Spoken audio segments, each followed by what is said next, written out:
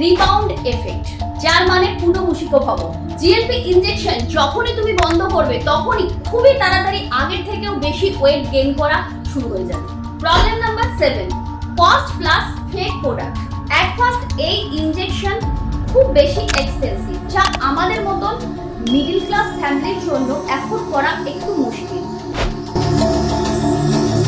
তার উপরে মার্কেটে অনেক এরকম ফেক ইনজেকশন চলে এসেছে যেগুলো জিএলপি নামে বিক্রিত হচ্ছে, বাট এগুলো একদমই জিএলপি অরিজিনাল নয়। জিএলপি ইনজেকশন যেহেতু আমাদের ডাইজেশনকে স্লো করে বা ডাইজেশনকে ইমব্যালেন্স করে, তাই এটা আমাদের লিভারের উপর একটা চাপ সৃষ্টি করে।